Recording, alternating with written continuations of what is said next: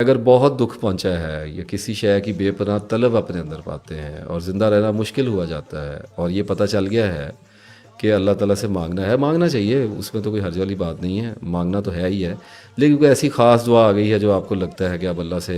مجھے مانگنا ہی مانگنا ہے، مجھے اللہ سے یہ چاہیے ہے، ہر حالت میں اللہ سے لوں گا یا لوں گی اس دعا کو، اس کی قبولیت مجھے چاہیے اللہ سے،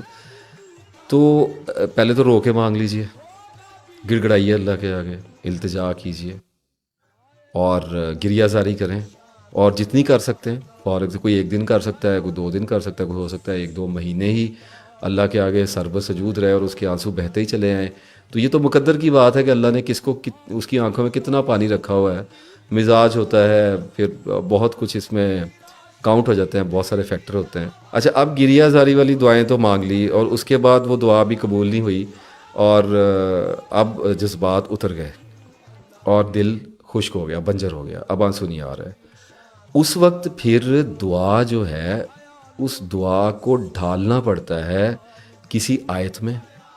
کسی مسنون دعا میں جو آپ صلی اللہ علیہ وآلہ وسلم نے ہمیں تعلیم فرمائی ہے۔ اس کے لیے میں بار بار عرض کر چکا کہ مسنون دعاؤں کی کتابیں ملتی ہیں بازار سے، وہ آپ لے لیجئے، اس میں ریفرنسز لکھے ہوتے ہیں، وہاں سے آپ پہلے بھی بتایا تھا طریقہ کار یہ ہوتا ہے کہ اس کتاب کو پڑھنا شروع کیجئے، اپنی صورتحال کے حساب سے جو دعائیں آپ کو سمجھ آئیں ان کو آپ اٹھا لیجئے۔ اب ہوتا کیا ہے، فار ایگزامپل میری کوئی ایسی دعا ہے جو فوری طور پہ قبول نہیں ہو رہی، اور میں اب کتنا مانگ سکتا ہوں اللہ تعالیٰ سے، انسان کی عادت ہے کہ اکتا جایا کرتا ہے، نہیں بیٹھا جاتا اس سے اتنا زیادہ، تو میں اپنی اس دعا کو ڈھال لوں گا اپنے نبی صلی اللہ علیہ وسلم کی زبان مبارک سے جو کلمات نکلے ہیں ان میں ڈال لوں گا، یا اللہ تعالیٰ کی کوئی مبارک آیت مجھے مل جائے گا۔ اگر میں ریسرچر ہوں تو میں کتنی بار اللہ تعالیٰ سے یہ دعا کروں، مانگتا تو روز ہی رہوں گا، لیکن وہ دعا جذبے سے خالی ہو جائے گی، کبھی کبھار رونا آئے گا، گریہ کر لوں گا، یا اللہ مجھے علم عطا کر، یا اللہ مجھے علم عطا کر دے، میرے دل کو کھول دے، لیکن ایسا تو بات نہیں بننے والی، تو مجھے ربی شرح لی صدری پڑھنی پڑے گی، اور مجھے اس کے ساتھ ربی زدنی علما کو ملانا پڑے گا، یہ دونوں کمبینیشنز کو مجھے لینا پڑے گا، اور اس میں کسی کی مجھے تسبیح کرنی پڑے گی، کوئی مجھے صبح شام 7 بار 21 بار 33 بار جتنی بھی میری توفیق ہے، جتنی میری طلب شدید ہے، اس کے اگر طلب زیادہ شدید ہو تو ذکر بنتی ہے، اس سے کم شدت میں ہو تو تسبیح میں اترا کرتی ہے، اور اس سے کم پہ ہو تو پھر دعاؤں میں آ جایا کرتی ہے۔ یہ اس کا مطلب یہ نہیں ہوتا کہ بہت زیادہ شدت والا بہت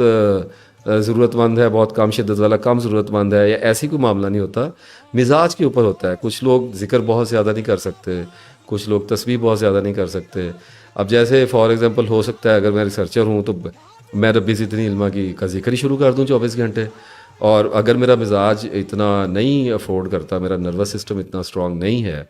تو پھر ہو سکتا ہے کہ میں 200-300 بار اس کی تسبیح کر لیا کروں۔ اچھا، اتنا بھی نہیں کیا جاتا تو پھر ہو سکتا ہے کہ 7 بار صبح اٹھنے کے بعد پڑھ لوں، 7 بار شام کو اٹھنے کے بعد پڑھ لوں، تو اللہ تعالیٰ برکت عطا فرمائے گا۔ لے کر چلنا ہوتا ہے دعا کو اپنے ساتھ۔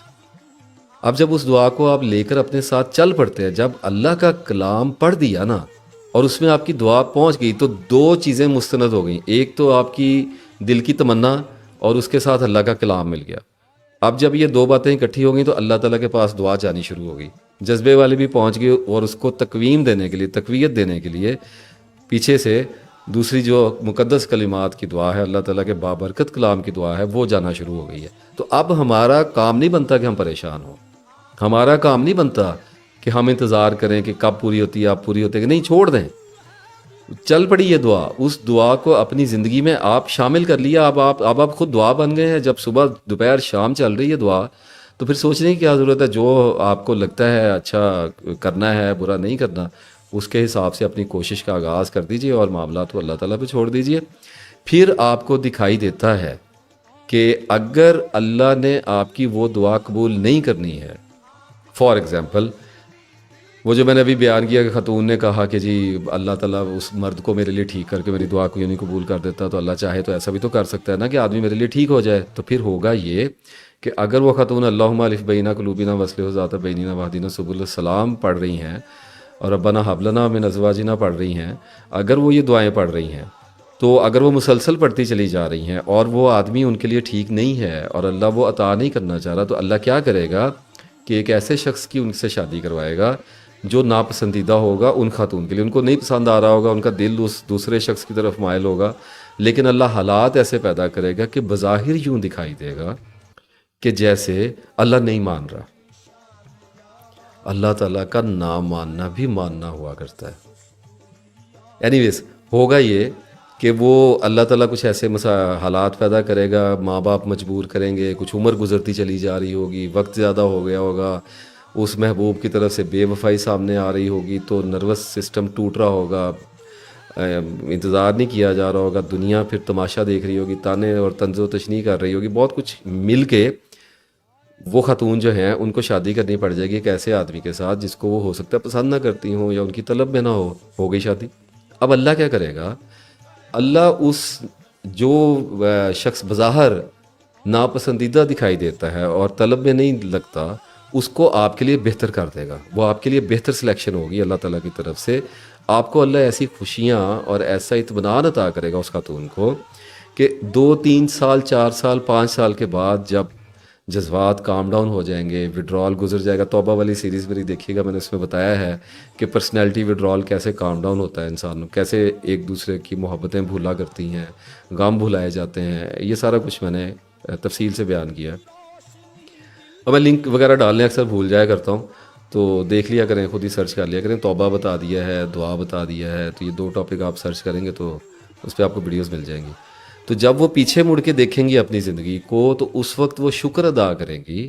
اور وہ کہیں گے کہ یا اللہ تیرا شکر ہے کہ تو نے مجھے یہ شخص عطا نہیں کیا. کیونکہ اس شخص کی ہو سکتا ہے کوئی ہسٹری ایسی سامنے آ جائے، اس کا کردار کھل کے سامنے آ جائے کہ دیکھ کر توبہ کریں گے شکر ہے اس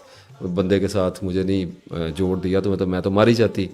تو اور پھر شکر کریں گی کہ یہ آدمی میری زندگی میں بھیجا اور میں اسے بھاگتی تھی اور اللہ تعالیٰ نے میرے لیے اچھائی پیدا کر دی. وہی قرآن پاک کی آیت پوری ہو جائے گی، ایک شے سے کراہت کھاتے ہو اس میں تمہارے لیے بھلائی ہے، اور ایک شے سے کو تم پسند کرتے ہو اس میں تمہارے لیے شر ہوتا ہے. لیکن یہ بات